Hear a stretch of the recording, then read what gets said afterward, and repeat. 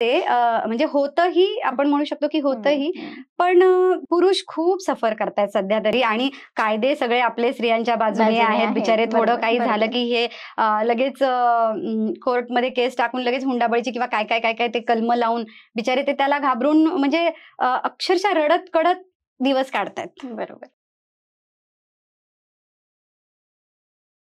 Marital अफेअरची केस आली तुमच्याकडे, म्हणजे मी त्या विषयावर येणारच होते, कारण आता जेव्हा कुटुंब संस्था आपण बघितलं जातो तेव्हा या सगळ्या गोष्टीचं प्रमाण वाढलेलं आहे. तर काय कारण असू शकतात या सगळ्या गोष्टीला, काय सांगाल तुम्ही? कारण म्हणजे हे एकच, तुम्ही एकमेकांच्या मानसिक, शारीरिक, भावनिक गरजा समजून घेत नाही आहात. तुम्ही कुठेतरी कमी पडत आहात एकमेकांना, म्हणजे दोघंही, स्त्री असेल पुरुष असेल, की आजकालच्या धावपळीच्या जगात की तिला काय कमी पडतंय. एकदा बसा, संवाद करा. कुठे काहीतरी जाणवलं की मग लगेच मागे लागून गोष्टी गोळा करणं नको. प्रत्यक्ष विचार ना त्याला की अरे तुला काय झालं, काही होतंय का. त्यांनी तिला विचारावं की काय झालंय.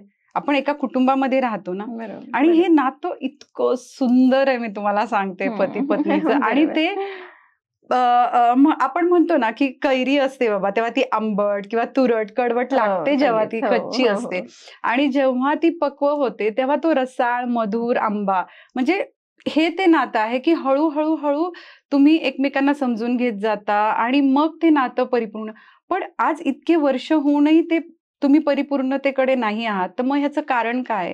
बरं, तुम्ही सोडूही शकत नाही, एक सामाजिक दबाव असतो, किंवा मुलं असतात, मुलं मोठी आहेत आता, सोडू शकत. मग नक्की प्रॉब्लेम कुठं होतोय ते तुम्ही दोघं बोला ना. आपल्या आई वडिलांनी पण संसार केले, आजी आजोबांनी सगळ्यांनी केले, आपल्यालाही करायचं, आणि पुढे आपल्याला आदर्श पण निर्माण करायचंय. मग त्या घडवायची आहे. मग त्यासाठी तुम्हालाच प्रयत्न करावे लागणार. म्हणजे बाहेरून कोणी येऊन अशी जादूची कांडी नाही फिरवणार आहे. म्हणजे बऱ्याच जणांचं असतं, इकडे जा, ह्याच्याकडे जा, हे सल्ले घे, ते काहीतरी छोटे छोटे उपाय करत बसत, त्यांनी काही होत नाही. तुम्हाला उपाय म्हणजे तुम्हाला तुमच्यावर काम करावं लागतं. ठीक आहे, नवऱ्याला माझी ही गोष्ट खटकतीये, नाही आवडत आहे, मी स्वतःवर काम करेन. किंवा बायकोला माझी ही गोष्ट खटकतीये, आवडत नाही, मी स्वतःवर काम करेन. जेव्हा तुम्ही हे ठरवून एक म्हणजे काम कराल की आपल्याला हा प्रॉब्लेम आहे आणि त्याचं आपल्याला सोल्युशन काढायचे, तरच ते होणार. बरोबर. पण त्यासाठी आधी संवाद होणं गरजेचं आहे. की काय आहे आणि काय प्रॉब्लेम आहे हे समोरासमोर येऊन दोघांनी बोललं पाहिजे, आणि त्याच्यातूनच मला असं वाटतं की तो मार्ग काढला पाहिजे.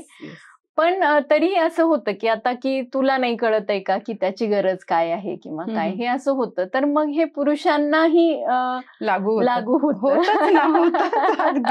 म्हणजे असं मी नाही म्हणते की म्हणजे स्त्रियांचीच ह्यात चूक आहे वगैरे, असं नाहीये. पुरुषांचंही ते काम आहे की ते बघणं. आणि मी तुम्हाला खरंच सांगते की ते शिवतत्व आहे पुरुष म्हणजे, आणि तो त्याचं काम करतो, ज्याला आपण म्हणतो ना की भोळा साम. तर खरंच ती क्वालिटी आहे पुरुषांमध्ये की त्यांना, आणि ते करतात कुणासाठी मला सांगा. बाहेर जाणं, पैसे कमवणं, कष्ट करणं कुटुंबासाठीच करतात ना. बरोबर. तर मग तो जर करतोय ते, तर तू समजून घेतलं पाहिजे की हा तो आपल्यासाठीच करतोय. मग जेव्हा अशी वेळ होते मग तो तांडव करतो.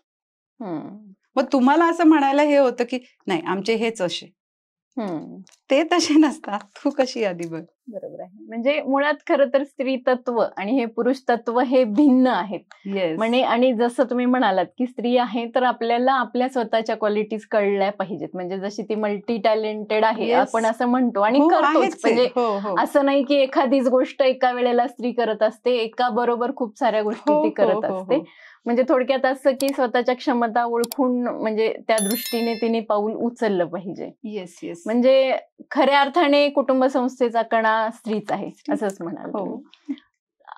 काय बदल म्हणजे पुढच्या पिढीने म्हणजे कशा पद्धतीने विचार करून काय नेमकं केलं पाहिजे, ही जेव्हा कुटुंब संस्था आहे ती आधीची पण तत्व किंवा काय कशा पद्धतीने त्यांनी पुढे गेलं पाहिजे?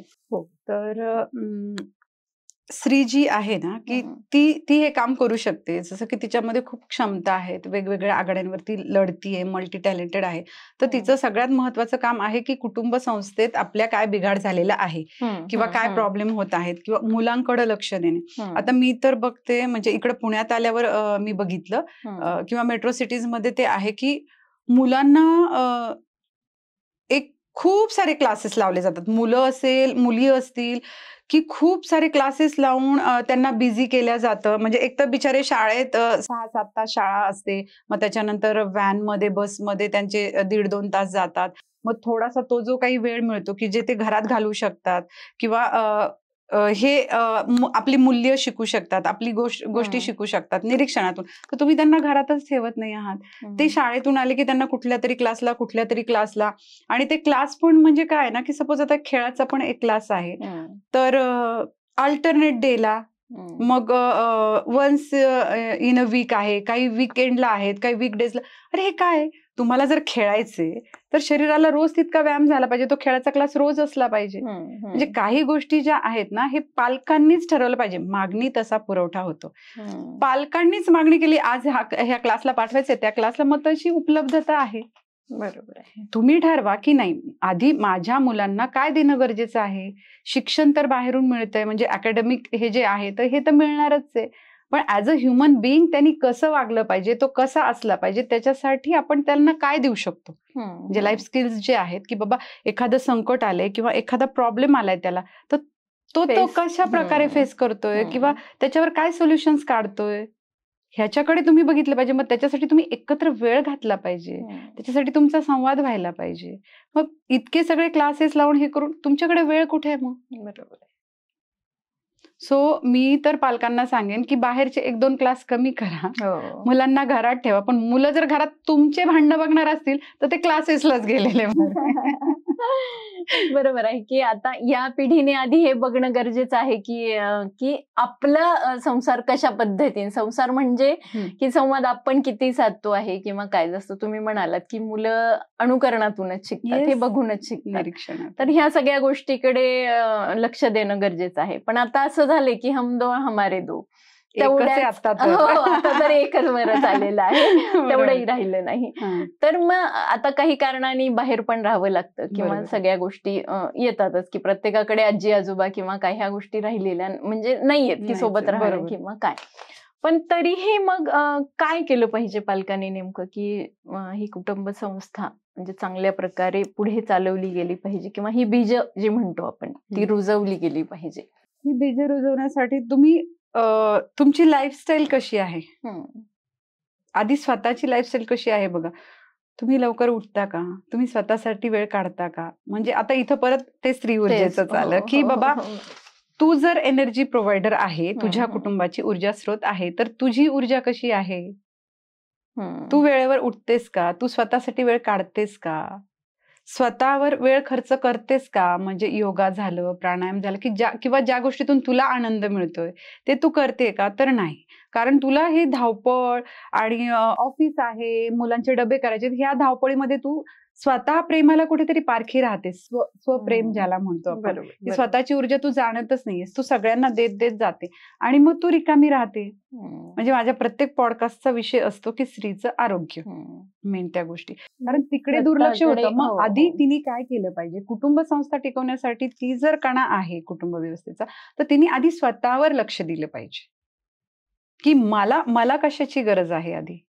मग स्वतःच्या गरजा परिपूर्ण झाल्या, तिने स्वतःला जाणलं, स्वतःच्या गरजा परिपूर्ण झाल्या की मगच, म्हणजे स्वतः जर भांड भरलेलं आहे तरच ते दुसऱ्यांना देऊ शकतो. बरोबर. तर मग इथे तिचं काय काम आहे की बाबा आपल्या मुलांसोबत आपला संवाद कसा होतोय, मुलांचा वडिलांसोबत संवाद कसा होतोय, मुलं दोघं असतील किंवा मुली असतील, त्या दोघांचा संवाद कसा आहे, ते एकमेकांशी कसं वागतायत. शेअरिंग केअरिंग हे तुम्ही शिकवण्याची गोष्ट नाहीये, पण ते बघतात ना घरात. जे मी मगाशी सांगितलं की तो दादा आहे, तू दादाला फेवर करते, हो मी करणार, कारण त्याच्याकडे काही गोष्टी कमी आहेत आणि जोपर्यंत तुझ्यासारखी एक स्त्री तत्व त्याच्या जीवनात येत नाही तोपर्यंत दादाला आपल्याला हे द्यायचे. म्हणजे एक स्त्री जी असते ती आई, बहीण, पत्नी, मुलगी म्हणून स्त्री तत्व देत असते. आणि आपल्या पण जीवनामध्ये आपले वडील, भाऊ, पती आणि मुलगा हे आपल्यातलं पुरुष तत्व भरून काढत असतात. सो ते एकमेकांना पूरक आहेत. तर त्याच्यावर अभ्यास करून, त्याच्यावर काम करून की हे शिकवलं गेलं पाहिजे की दोन्ही गोष्टी गरजेच्या आहेत. तू स्त्री आहे, तुला ह्या गोष्टी करायच्या आहेत, तुला का बरं बाजूला बसलं पाहिजे. हा एक महत्वाचा मुद्दा आहे ना, कारण तुझं शरीर तसं आहे, तुला 4 दिवस गरज आहे आरामाची म्हणून. पण मग मी नाही असं नाही ना. म्हणजे हे अगदी बालपणापासून या गोष्टी आईने शिकवायच्या आहेत मुलींना, तर मग कुटुंब संस्था आपली चांगली होईल. जोपर्यंत तिचं शारीरिक आरोग्य चांगले राहणार नाही तोपर्यंत मानसिक मानसिक पण नीट राहणार नाही. या गोष्टी आता जसं स्त्री तत्व तुम्ही म्हणालात की स्त्री हे म्हणजे सगळ्याच दृष्टीने स्त्री आधीच महत्वाची आहे, तर हे दोन्ही आरोग्य तिने कसं समतोल राखलं पाहिजे किंवा काय करावं त्यासाठी? माझा जो होलिस्टिक प्रोग्राम आहे द एनर्जी वेलनेस, तर तो खास त्यासाठीच डिझाईन केलेला आहे, मानसिक आणि शारीरिक आरोग्य. की तिला स्वतःला आधी ना जेव्हा शरीरामध्ये काहीतरी बिघाड होतात ना, मग तिला कळतं की आपल्याला काहीतरी झालं, पण तो बिघाड आधी मनामध्येच झालेला असतो. म्हणजे मनामध्ये जे काही चुकीचे विचार, ज्याला आपण निगेटिव्ह थॉट्स म्हणतो, किंवा काहीतरी जुन्या गोष्टी धरून ठेवलेल्या असतात, होल्डिंग काही जे काही केलेले असतात, तर त्याच्यामुळे तिच्या मनामध्ये गाठी निर्माण झालेल्या असतात. आणि मग त्या नाही सोडल्यामुळे काय होतं की त्या गाठी मनात तयार झाल्या की त्या शरीरामध्ये येतात, मग त्या थायरॉइडच्या रूपाने येतात, मग त्या पीसीओडीच्या रूपाने येतात, मग ह्या गाठी येतात. तर त्याच्यावर जर काम करायचं तर शरीरावर, नुसत्या बाहेरून गोळ्या घेऊन उपयोग नाहीये. म्हणजे पुरुष तत्व याच्यात तुम्हाला काय मदत करेल, तो तुम्हाला हॉस्पिटल पर्यंत घेऊन जाईल, गोळ्या औषधं वगैरे देतील. मग काम तुम्हाला करायचे तर मग आधी विचार करा की माझ्या शरीरावर हे काय झालं, किंवा मला हे त्रास का होत आहेत, मग मी मानसिक काही त्रास करून घेतेय का. मग जेव्हा तुम्ही मानसिक त्रास करून घेता तेव्हा ते शरीरावर येतात. तर आधी तिने तिच्या मनाला जपलं पाहिजे, आणि हे आपल्या संस्कृतीमध्ये होतं. जे सण समारंभ आपले होते, उत्सव होते, आताच म्हणजे मंगळागौर झाले, हे झाले की तुम्ही एकत्र येऊन ते जी गाणी आहेत ना, ती नुसती गाणी नाही, म्हणजे तुम्ही बघा त्यामध्ये प्रत्येक भावनांचा आविष्कार असं दाखवलेला आहे की सासू कशी, दीर कसा, नवरा कसा, किंवा मला काय वाटतं, हे सगळं हे ते भावना व्यक्त व्हायच्या गोष्टी होत्या. आणि आजकाल ते पण करतायत की बाबा नाही, आता अवेअरनेस येतो की नाही आपले सण ते फक्त स्टेटसला टाकण्यापुरतं, तेवढ्यापुरतं इव्हेंट तुम्ही करताय, एकत्र येताय आणि झालं, तू कोण मी कोण, असं नका करू. म्हणजे बाहेर भेटायचे, बाहेर सण करायचे, आम्ही इकडे गेलो आणि आम्ही रक्षाबंधन सेलिब्रेशन केलं, नाही, तुम्ही घरी करा. आणि मदत मागा ना, की घरी आता एवढं नाही करू शकत, 10 पाहुणे, अरे त्यातल्याच 2 जणींना आधी बोलवा ना, तुमच्याही गप्पा होतील, त्या 2 गोष्टी शिकतील, हे जे देणं घेणं आहे हे सगळं होईल ना, आणि मग छान तो तुम्हाला केल्याचा तो फील पण येईल की मी काहीतरी केलं. मुलं बघतील, अरे आपल्या घरी 4 पाहुणे आले, मग पाहुणे आल्यावर कसं बसायचं, उठायचं, म्हणजे हे असं पास ऑन करायचंय आपल्याला. त्याच्यासाठी काही वेगळा क्लास नाही लावायचा. सो हे हळूहळू हळूहळू स्त्रीने स्वतःवर लक्ष दिलं, स्वतःवर काम केलं, तर ती हे सगळं व्यवस्थित करू शकते. मुळात स्त्री आणि पुरुष हे दोन्ही भिन्न आहेत, म्हणजे मुळात हे कळणं गरजेचं आहे. ते आधी मान्य करणं, कळलेलं आहे, माहिती आहे, दिसतंय, त्याचं शरीर वेगळं, मन, मेंदू, बुद्धी, तो सगळा वेगळा, हे दिसतंय, कळतंय, पण ऍक्सेप्टन्स नाहीये, स्वीकारल्या जात नाहीये, बरोबरी करायची. ज्या पद्धतीने मी विचार करते त्या पद्धतीने तो करू शकेलच असं नाही, म्हणजे इनफॅक्ट तो करणारच नाही, असं थोडक्यात. बरोबर. तर एक थोडासा एक फरक सांगू शकाल का की स्त्री तत्व आणि पुरुष तत्व म्हणजे कशा प्रकारे ते विचार करतात, म्हणजे भावनिक असेल किंवा कुठल्या दृष्टीने? ठीक आहे. स्त्रीमध्ये 51% स्त्री तत्व असतं आणि 49% पुरुष तत्व.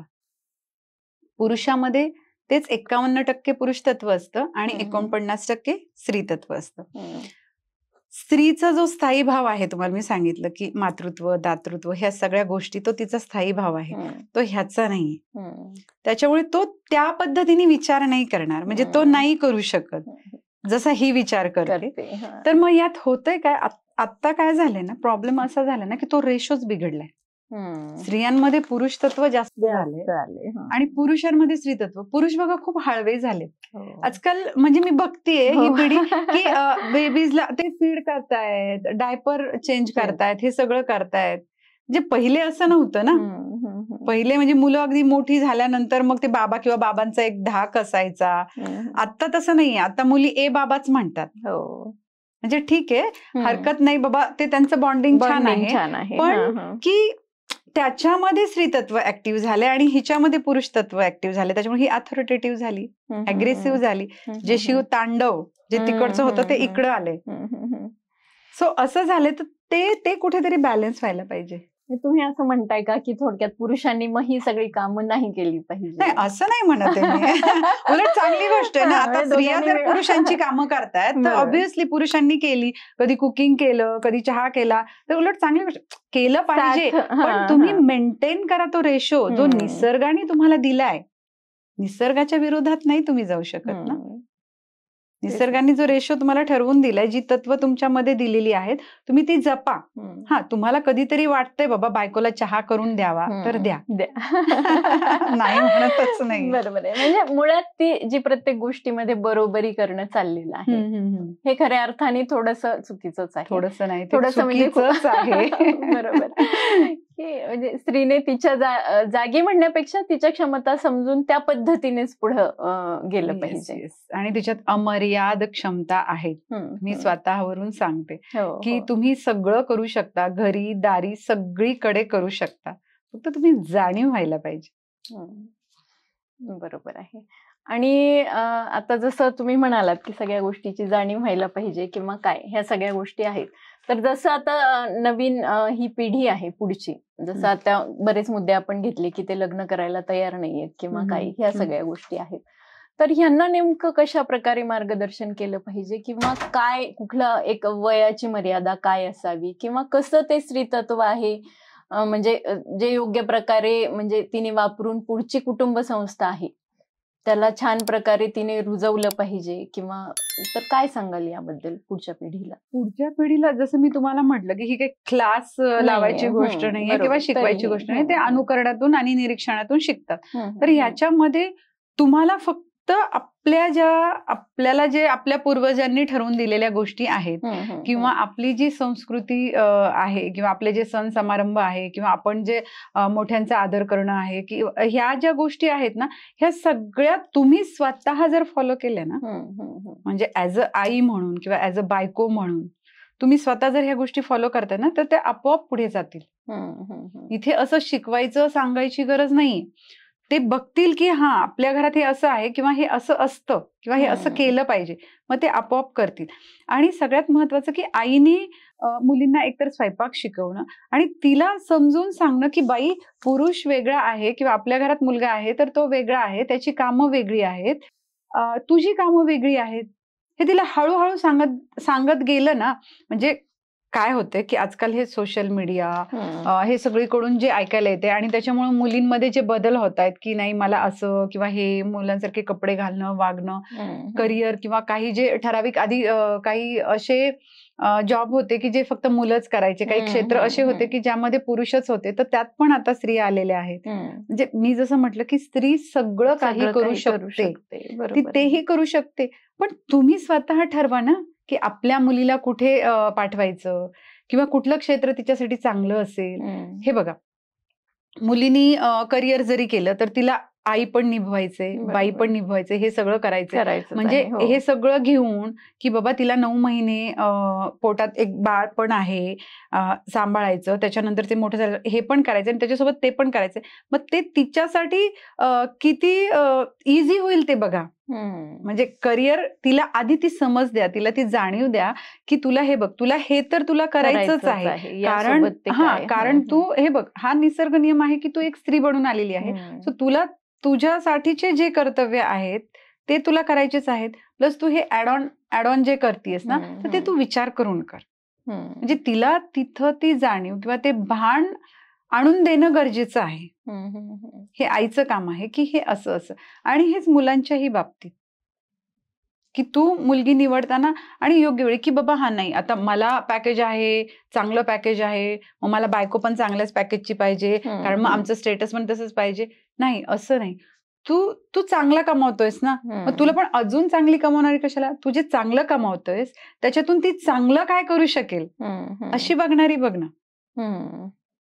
म्हणजे हे मुलाच्या घरच्यांनी पण हा विचार केला पाहिजे लग्न जमवताना आणि मुलीच्या घरच्यांनी पण तो विचार केला पाहिजे की एकमेकांना हे कसे अनुरूप आहेत, मग त्या गोष्टी पुढे जातील.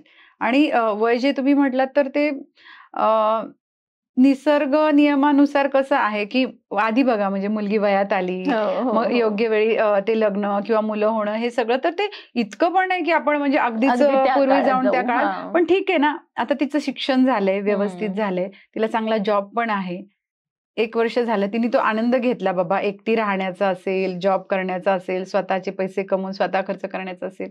मग आता तुम्ही तिला सांगा की आता ही वेळ आहे, आता तुला लग्न करावं लागेल.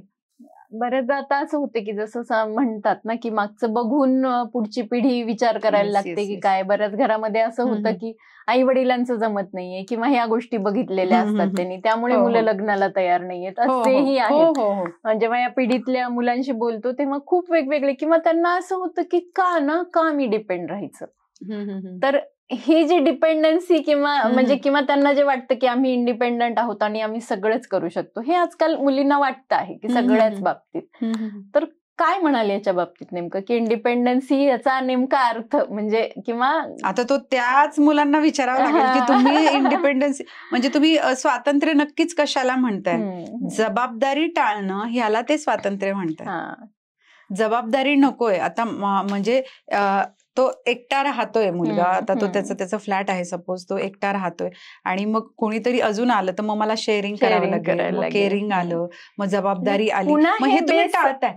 मग हे का टाळताय? कारण तुम्हाला लहानपणापासून शिकवलंच गेलं नाही की पुन्हा ते मूळ गोष्टीकडे जातं. म्हणजे मुळावर काम करणं गरजेचं आहे की तुला जबाबदारी समजा. आणि हे हळूहळू शिकत जातात की घरामध्ये लहान मूल आहे किंवा वयस्कर कोणीतरी आहे किंवा एखादं पेट आहे किंवा झाडं आहेत घरात, तर त्याची काळजी घ्यायला लावणं मुलांना की झाडाला पाणी घाल किंवा मांजरीला दूध, म्हणजे ह्या ज्या गोष्टी आहेत की हे तुम्हाला शिकवतात. पण तुम्ही काय नुसतं नाही तो शाळेत जातो, शाळेतून आला की क्लासला जातो, तुम्ही त्याच्यावर काही जबाबदारीच देत नाहीये. तुम्ही सोडवायला त्याला जाताय, घ्यायला त्याला जाताय आणि सगळं तुम्ही करताय, सगळं देताय. मग त्याला तीच सवय लागली. मग तो कशी अजून एका व्यक्तीची जबाबदारी घेणार, मग परत मुलं होणार त्याची जबाबदारी, त्याला तुम्ही तयारच केलेलं नाहीये. म्हणजे कुटुंब संस्थेसाठी जे मी म्हणते की मुळावर काम करायचे, तर ते हे काम करायचे की ही जी पुढची पिढी आहे, सपोज आता माझी मुलं आहेत, तर त्यांनी तर ते बघितलंय किंवा त्यांच्यावर मी ही केले, पण आता ही त्यांची जबाबदारी आहे. कारण आत्ताचीच मुलं जर म्हणताय की लग्नाला नको, तर पुढची तर काय म्हणतील. बरोबर. आधी कसं होतं की कुटुंबामध्ये 2-3 मुलं असायचीच, त्यामुळे त्यांना ते शेअरिंग म्हणा किंवा एवढं आहे आपण हे दोघा तिघांनी वाटून घेतलं पाहिजे किंवा काय. आता मुळात असं झालंय की 2चं आता 1 वरच आलेलं आहे की एकच मूल घरात आहे, त्यामुळे ती सवय कुठेतरी बंद झालीये. त्यामुळे ते पुढची जबाबदारी पण मग सवयच नाही ना की बाबा कुणीतरी काहीतरी शेअर करतंय, ती सवयच नाही राहिलेली ना. इव्हन म्हणजे आई बाबांनी पण ती ठेवलेली नाही, म्हणून हे प्रॉब्लेम येत आहे. म्हणून आपल्याला आज एक कुटुंब संस्था या विषयावर बोलायची गरज पडली. बरोबर आहे. ते असं बोलता बोलता म्हणजे किंवा आधीच्या पिढीबद्दल असं बोललं जातं किंवा आता स्त्रीतत्व म्हणून आपण बोलतोय, तर त्या मुद्द्यावर यायला पाहिजे की आधीची स्त्री ही त्याग खूप करायची किंवा सगळ्या ह्याच्यामध्ये. आता तसं प्रमाण फार काही राहिलं नाहीये की खूप त्याग करते वगैरे असं, पण तरीही करते का, किंवा तिने नेमकं कशा प्रकारे विचार करून, म्हणजे कारण जसं म्हणालात तुम्ही की मानसिक आरोग्य आणि जेव्हा नीट असतं तेव्हाच बाकीच्या पण सगळ्या गोष्टीकडे बघितल्या जातं.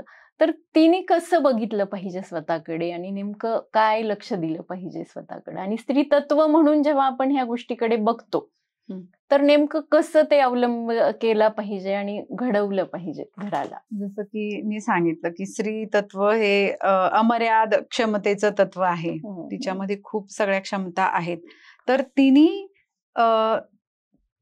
त्या क्षमता आहेत ना सगळ्या, तर त्याचा परिपूर्णतेने वापरच करत नाहीये. जसं मी कामाल्या मावशींचं उदाहरण दिलं की त्या सगळ्या क्षमता वापरतात, त्या डिप्रेशन मध्ये जातात का हो कधी? तुम्ही कधी ऐकलंय का की त्या डिप्रेशन मध्ये रोजचे प्रॉब्लेम्स फेस करून आहेत तरी पण येऊन ते सगळं करा, कारण ते पूर्ण क्षमता वापरतात, ते डोकं पण वापरतात सगळं की आता मला खूपदा समोर येतो त्यांच्याकडे बघतो तेव्हा की अरे कशातून आलेले असतात या पुढे. हो, कारण त्या त्यांच्या क्षमतांचा पूर्ण वापर करतात, तुम्ही तो वापरच करत नाही. आधी तुम्ही तुमच्या क्षमतांचा पूर्ण वापर करा. ठीक आहे, तुम्ही घरकामाला तुमच्याकडे म्हणजे हाऊस हेल्प आहेत किंवा ते करू शकत नाही, शारीरिक कामं ते करत नाहीत किंवा आवडत नाही, व्हॉट एव्हर जे काही असेल, तर मग तुम्ही व्यायाम करा, वॉकिंग करा, एक्सरसाइज करा किंवा योगा करा. म्हणजे की तुम्ही काहीतरी करा, त्या क्षमतांचा वापर करा. जेव्हा तुम्ही त्या क्षमतांचा वापर करत नाही ना, मग तेव्हा तुम्ही डिप्रेशन मध्ये जाता. नुसतं बसून माणूस काय करणार आहे, विचारच करणार आहे ना. मग ते चुकीचे विचार येतील. किंवा मग कधीतरी खूप स्ट्रेस येतो, कामाचा स्ट्रेस येतो. मग का बरं स्ट्रेस येतो, म्हणजे प्रत्येक गोष्टीच्या मुळाशी जायला स्त्रीनं शिकलं पाहिजे. आणि सगळे प्रश्नांची उत्तरं तिच्या आतमध्येच आहेत. तिने आधी स्वतःच्या आतमध्ये गेलं पाहिजे की मला हे असं का वाटतंय, मी हे असं का करतेय, मी हे असं का वागतेय.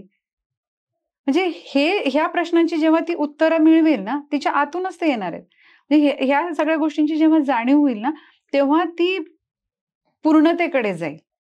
आणि जेव्हा तिचे हे 90% हे क्षमता ती जाणून जाईल ना, पूर्णतेकडे जाईल. आणि जेव्हा ते शिवतत्वाचे 10% येतील, तेव्हा ती 100% म्हणजे परिपूर्ण होते. म्हणजे ती असं नाही म्हणू शकत की हा मी परिपूर्ण, म्हणजे काही जणांचं असं पण आहे की तुम्ही जे म्हटलं की गरज नाहीये, किंवा आजकालची पिढी अशी म्हणते की मी केपेबल आहे किंवा मला कोणाची गरज नाहीये. मग तुला कोणाची गरज नाहीये, तू हे 10% घेतल्याशिवाय तुझे 100% होणार नाहीयेत.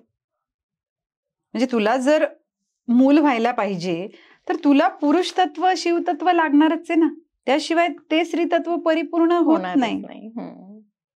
म्हणजे हे तिने आधी स्वतःमध्ये येस मी पूर्ण आहे, मी परिपूर्ण आहे, पण माझ्यात ते तत्व आल्यावरच मी परिपूर्ण होईल, हा भाव जेव्हा ती ठेवेल ना, तेव्हा सगळ्या गोष्टी व्यवस्थित होतील. मुळात हा भावच आता कुठेतरी कमी होत चाललाय की हे लक्षातच येत नाहीये की ती गरज आहे किंवा म्हणजे ह्याच्यात काही मी पुरुष प्रधान संस्कृतीला हे करतीये किंवा स्त्रियांना कमी लेखतीये असं अजिबात नाहीये. म्हणजे आपल्या पण जे म्हणजे पूर्वज होते किंवा जे आपली आई आजी वगैरे होत्या, त्यांना काही नॉलेज नव्हतं किंवा त्या काही अशा होत्या असं नव्हतं. सगळं माहिती होतं, सगळं ज्ञान होतं, सगळ्या गोष्टी माहित होत्या, सगळी शास्त्र माहित होतं, सगळं माहित होतं. तरी पण त्या शिवतत्वाला सरेंडर होत होत्या. म्हणून त्यांचं आरोग्य खूप छान होतं. म्हणून त्यांना हे डिप्रेशन, हे थायरॉइड, हे बीपी, हे असे काही तुम्ही ऐकले का कधीतरी कुणी असं स्त्रिया म्हणजे हार्ट अटॅकने गेली? हार्ट अटॅक कुणाला होतं? पुरुषांना सुद्धा विचारायला. कारण ते शिवतत्व त्यांच्यावर जबाबदारी आहे ना, हे एवढं 90% पेलायचं, ही त्यांच्यावर जबाबदारी आहे ना पुरुष तत्वावर. सो त्यांना तो स्ट्रेस येतो. यांना काय करायचे की फक्त ते शिवतत्वाला सांभाळायचे, जाणून घ्यायचे. बरोबर आहे. आता तुम्ही जसं म्हणालात की आता स्त्रीला तिचं तत्व जरी कळलेलं आहे, पण पुरुष तत्व पण तिने मान्य केलं पाहिजे, तरच ती परिपूर्णता येते खऱ्या अर्थाने. आणि ते बरोबर आहे आणि खूप छान सांगितलंही तुम्ही. पण आता जसं आपण म्हटलं की स्त्री तत्वानी असं समजून आपण त्या पद्धतीने स्त्रीने वागलं पाहिजे. समजा बऱ्याचदा असं होत असेल की ते तिला लक्षात येत नाहीये किंवा नेमकं कशा प्रकारे वागावं, तर त्यावेळेला पुरुष म्हणून त्यांनाही आपण थोडंसं काही सांगूया की त्यांनी कसं वागलं पाहिजे किंवा कशा प्रकारे तिची अल्टिमेटली म्हणजे तुम्ही त्यांच्यावरच आणलं का? नाही, कारण आपण जेव्हा म्हणतो की ते 10% महत्वाचे आहेत ना, तर कुठेतरी स्त्रीच्या ग्रोथ मध्ये ते महत्वपूर्ण नक्कीच राहत असते. तर म्हणजे थोडंसं योगदान ते कशा प्रकारे देऊ शकतात. म्हणजे कदाचित कुठे असं होत असेल बऱ्याचदा की तिला तिच्या जाणीवा होत नाहीयेत, तर तेव्हा पुरुषांनी थोडंसं त्यांना कसं सांभाळून घेतलं पाहिजे यावर काही थोडंसं म्हणजे पुरुष तत्व जे आहे की त्याशिवाय हे स्त्री तत्व पूर्ण होत नाही. तर ते जे 10% आहेत, तर त्यांनी एक स्त्री म्हणून आपली पत्नी आहे बाबा, ती नवीन काहीतरी करते किंवा तिला काहीतरी करायचंय किंवा घरातल्या छोट्या छोट्या गोष्टींमधून मदत असेल किंवा तिला एनकरेज करणं असेल, मोटिवेट असेल, तर ते शक्यतो पुरुष करतात. पण जे करत नसतील तर त्यांना माझं हेच सांगणं की तुम्हाला जर वाटतंय की आपल्या घरात काहीतरी व्यवस्थित चालू नाहीये किंवा आपलं पटत नाहीये, तर तुम्ही ट्राय करा. म्हणजे करून बघा ना की बाबा तुला काही करावंसं वाटतंय का, तुला कुठं जावंसं वाटतंय का, तुझं काय म्हणणं आहे, तिच्याशी बोला, एकदा विचारा, तिला जाणून घ्या. आणि तुमच्या फक्त एका होने किंवा तुमच्या एका प्रश्नाने तुमच्या घराची संपूर्ण ऊर्जा बदलून जाणार आहे. बरोबर. तर इथे पुरुषांनी आपल्याला फक्त काय की थोडंसं बोलायचंय तिच्याशी, फक्त तिला हो म्हणायचे किंवा सपोर्ट करायचा. आणि जसं की प्रत्येक पुरुषामागे एक स्त्री असते, यशस्वी पुरुषामागे, तसंच प्रत्येक स्त्री मागे पण पुरुषच असतो, म्हणजे असतोच. पण हेच वाक्य एक पुढं म्हणजे हायलाइट केलेलं आहे की पुरुषामागे स्त्री नाही, स्त्रियांमागे पण पुरुष. तो असल्याशिवाय आज आपण इथे करू शकत नाही. त्यामुळे मला ती एनर्जी म्हणजे हे बघा, एनर्जी वेगळी असते. एक गाडी आहे ती अशीच उभी आहे, 90% ठीक आहे, पण तो 10%चा पुश भेटल्यावरच ती पुढे जाणार आहे, नाहीतर ती उभीच राहणार.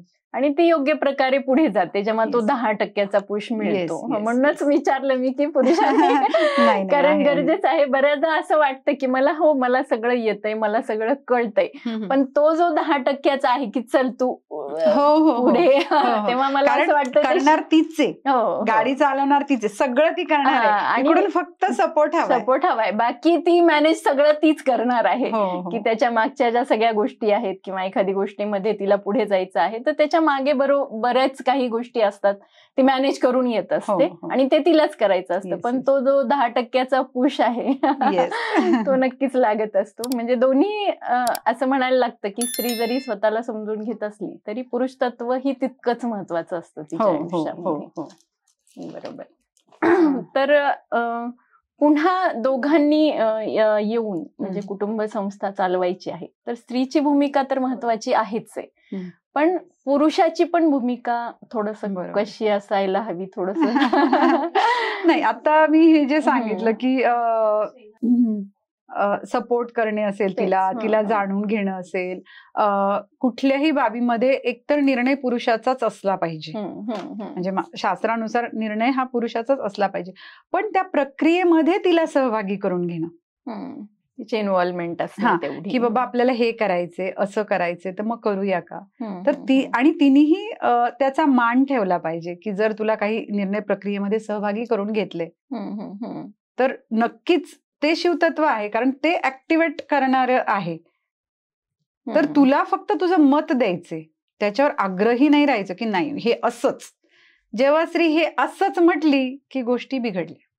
बरोबर आहे. म्हणजे पुरुषांना तो जो आहे, म्हणजे पुरुष जरी निर्णय घेत असला तरी तिची भूमिका महत्वाची आहे त्यामध्ये. अगदी दोघांची कुटुंब संस्था म्हटलं की दोघांचीही मतं महत्वाचीच आहेत.